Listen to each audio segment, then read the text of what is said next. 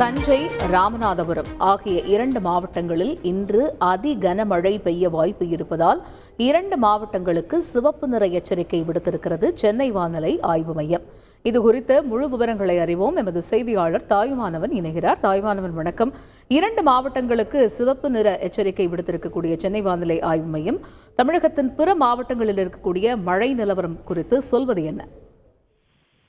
தமிழகத்தை பொறுத்தமட்டில் கடந்த சில தினங்களாகவே கோடை மழை என்பது தொடர்ச்சியாக பெய்து வருகிறது. தமிழகத்திற்கு வருகின்ற 20ஆம் தேதி ரெட் அலர்ட் என்பது இன்றைய தினம் இந்திய வானிலை ஆய்வு மையம் விடுத்திருந்தது. குறிப்பா 20ஆம் தேதி அதிக மழை பெய்ய வாய்ப்பு இருப்பதன் காரணமாக அந்த சிவப்பு நிற எச்சரிக்கையை இந்திய வானிலை ஆய்வு மையம் வெளியிட்டிருந்தது.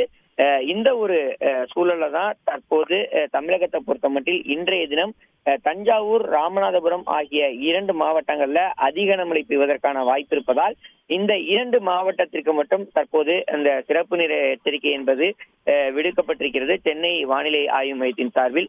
இதர மாவட்டங்களில் மழைப்பொழிவை பொறுத்தமட்டில் இன்றைய தினம் திருவாரூர், தூத்துக்குடி, கன்னியாகுமரி, திருநெல்வேலி ஆகிய 4 மாவட்டங்கள்ல மிக கனமழை பெய்யும் எனவும் இதன் காரணமாக இந்த 4 மாவட்டங்கள்ல ஆரஞ்சு நிற எச்சரிக்கை என்பது விடுக்கப்பட்டிருக்கிறது.